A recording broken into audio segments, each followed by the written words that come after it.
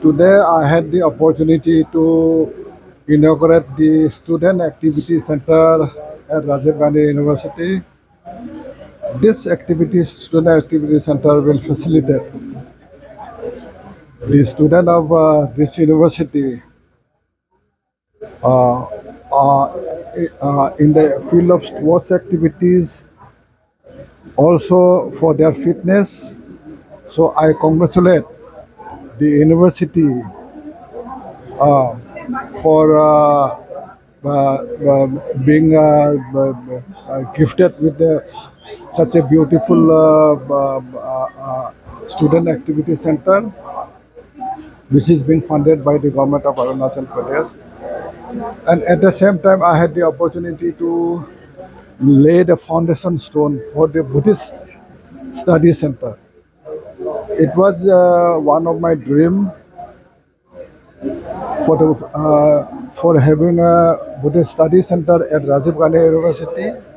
For me, it's a dream come true, and I hope in the days to come, lot of students who are opting for the Buddhist study, they will have the opportunity to do their research on Buddhism, so that in the days to come they do not have to go to now many of them are going to Myanmar, many of them are going to Thailand, many of them are going to Sri Lanka or you see Bihar, Mysore, like that. So they will have the same facility here in Arunachal Pradesh. So this is a great opportunity and great achievement. I would, at the same time, I had the opportunity to interact with the student and the faculty members with all this morning, and I am fortunate to share some of my own thoughts for this academic university.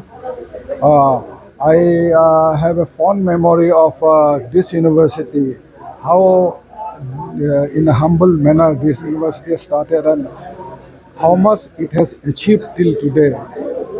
2024, the best university among the Himalayan state. 2020, second best university at the national level. What more you want? Lot of infrastructure, massive infrastructure, and massive campus expansion also we are doing. So like that, this university is growing further and further, and is creating the you see the people, the society, you see the generation which will contribute for the development of Arunachal Pradesh.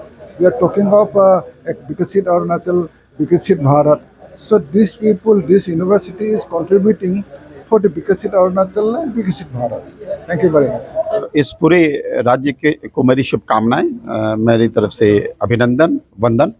आपको मालूम होगा कि पूरे भारतवर्ष में जितना सहयोग central university को Arunachal Pradesh state government की तरफ से मिला है, शायद ही वो किसी यूनिवर्सिटी की तकदीर में हो। तो मैं बताऊं कि मुझे पिछले 6 वर्षों में हमें करीब 11 प्रोजेक्ट्स दिए हैं स्टेट गवर्नमेंट ने। तो उसमें से एक प्रोजेक्ट, जो बाकी प्रोजेक्ट आपने देखा जिसका सर ने अभी आज इनॉग्रेशन किया, वो स्टूडेंट एक्टिविटी सेंटर है। उसमें कोच के लिए रूम्स हैं, एक्सरसाइज के लिए जिम खाना भी है और 2 बैडमिंटन कोर्ट एक साथ हैं। तो यानी कि हमारे पास अब इंडोर अगर स्टेडियम देखें तो बैडमिंटन के लिए अकेले 3 कोर्ट हमारे पास हो गए और हमारे पास टेबल टेनिस के लिए कम से कम 5 कोर्ट हो जाएंगे। तो ये एक अद्भुत प्रयास है और मुझे लगता है कि अरुणाचल में बच्चों में इतना दमखम है कि वो कोच की अब ट्रेनिंग लेंगे तो पूरे दुनिया में घूम के अरुणाचल प्रदेश का नाम रोशन करेंगे। तो उसका फाउंडेशन, उसका इनॉग्रेशन हुआ और सर ने जो बुद्धिस्ट सेंटर, स्टडी सेंटर की जो रखी है न्यू फाउंडेशन स्टोन ले किया है। तकरीबन 2 साल पहले कोविड के कुछ बाद ही ये निर्णय हुआ था, लेकिन प्रोजेक्ट शुरू होने में देर हुई। लेकिन अभी तो आपने देखा सर ने फाउंडेशन स्टोन रख दिया है। अगले वर्ष हम इसमें से डिप्लोमा चला रहे हैं, डिग्री कोर्स भी चला रहे हैं। कारण ये भी है कि हमारे इस पर्टिकुलर स्टडी, देखिए यूनिवर्सिटी सिर्फ एक विषय को पढ़ा के नहीं होती है। यूनिवर्सिटी में इस समय 45 कोर्स चल रहे हैं। मेरे मन में है कि इसमें कम से कम 150 कोर्स चलने चाहिए। बुद्धिस्ट स्टडी भी अपने आप में एक कोर्स है और हमारे यहाँ के जो बुद्धिस्ट स्कॉलर्स हैं वो डिग्री हासिल करने के लिए या तो सदर्न पार्ट यानी मैसूर जाते हैं, कुछ म्यांमार जाते हैं, कुछ बाकी जगहों पर जाते हैं, कंबोडिया जाते हैं, तो मेरा ये मानना है कि क्यों ना हम वो सेंटर चलाएं और बाहर के लोग हमारे पास आएँ। इससे दो फायदे होंगे, हमारे कल्चर को जानने में मदद मिलेगी, हमारे स्कॉलर को लोकली अवेलेबल रिसोर्सेज के बेसिस पे हम शिक्षा दे सकेंगे, सस्ती शिक्षा मिल जाएगी। तो एक तो ये है।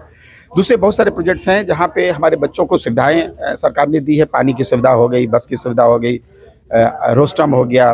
तो मुझे ऐसा लगता है कि जहाँ सुविधाएं होती हैं वहाँ बच्चों का मन रहता है, स्ट्रक्चर से बच्चों में कॉन्फिडेंस आता है। तो ये जो सहयोग स्टेट गवर्नमेंट से सेंट्रल यूनिवर्सिटी का जब कन्वर्जन हुआ तो ऑनरेबल डिप्टी सीएम साहब उसमें शिक्षा मंत्री थे, 2007 की बात है। तो ये सपना एक जब मंत्री में होता है तो मुझे लगता है कि वो जब भी कहीं भी किसी भी पद पर रहे लेकिन वो अपनी आशीर्वाद देता रहता है। तो सर का जो ये लगाव है डिप्टी सीएम साहब का, शिक्षा के क्षेत्र से जुड़ा हो या डेवलपमेंट के क्षेत्र से जुड़ा हो या रिसर्च में जुड़ा हो, अनसंग हीरो का उन्होंने एक प्रोजेक्ट दिया था और अभी उन्होंने आज बोला है कि उस पर फर्दर रिसर्च करना है, सिलेबस के लिए एक कमेटी बना देंगे। तो ये सारी चीज़ें हमारे यूनिवर्सिटी को भी रिकॉग्निशन देती हैं, स्टेट के साथ जुड़ाव पैदा करती हैं और जो हमारा लेना देना है जिसे हम कहते हैं ना कि हम शिक्षा के माध्यम से लोगों में जागरूकता लाते हैं, वो एक अच्छे मकाम पे पहुंचेगा, ये इसका कारण है। जैसे कि आपने कहा था पहले जब प्रेस आप नए आए थे तो यूनिवर्सिटी जो ये आज यूनिवर्सिटी बहुत कंडीशन खराब थे।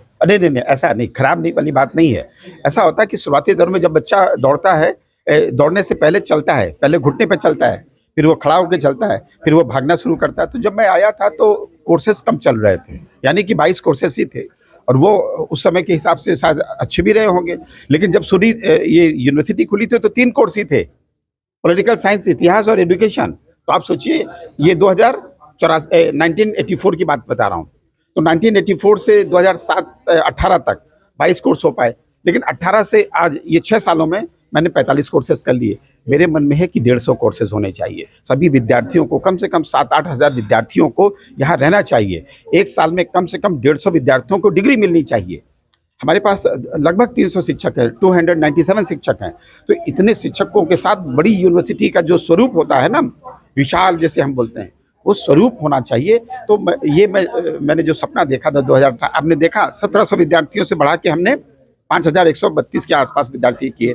हम पहले साल 2018 में हमने 27 पीएचडी डिग्री दिया था, इस साल हम 160 देंगे।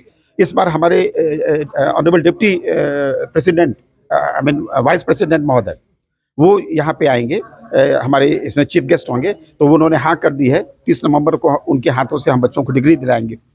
तो रहने की आवास बढ़ गए, 650 बच्चों को नया सुविधा मिल गई हॉस्टल की। अभी मेरे मन में है कि कम से कम 7000 बच्चे, क्योंकि अभी 5132 बच्चे हैं, जब और कोर्स बढ़ेंगे तो और बच्चे आएंगे। तो 7000 बच्चों का रहने का ये कैंपस होना चाहिए। जैसे कि आप सीएम ने भी कहा आज यहाँ से विदाई हो रहे हैं, जी काफी बात है सर। नहीं, ये तो आना जाना जीवन का नियम है। जो पैदा हुआ है उसे दुनिया छोड़ के जाना पड़ेगा, जो पद पे आया है उसको एक दिन पद त्यागना होगा। उम्र के हिसाब से रिटायरमेंट भी होता है। तो ये आना जाना लगा रहता है। प्रयास ये होना चाहिए कि जितने दिन आप हैं आप उस इंस्टीट्यूशन के लिए जिंदा रहिए, उसके लिए काम करिए, हर पल उसके लिए सपना देखिए। आज मैं जाने की बात कर रहा हूँ और मैंने एक सेंटर मांग लिया सर से, हमने एडिशनल ग्रांट मांग ली सर से, और सर ने कितने हंस के सहज भाव से कहा। हमने वो जो लीज पे हमारी ज़मीन मिली है उसके भी मैंने कहा कि लीज हम नहीं दे सकते क्योंकि लीज होती ही नहीं है हमारे एजुकेशन में। तो सर ने कितने सहज भाव से बात करी। तो ये प्रयास होना चाहिए। मैं ऐसा भी तो कर सकता था कि नमस्ते करता, आंख में आंसू लेता और चला जाता। ये विदाई तय है, इसलिए इसको खुशी से करना है और अच्छे डायरेक्शन में करना है। इसलिए मैंने वो प्रयास किया कि अंतिम वक्त तक भी आदमी को जिंदा रहना है। हम मरे लोगों की तरह बिहेव नहीं कर सकते, हमें जिंदा बिहेव करना है। तो मैंने वो काम किया।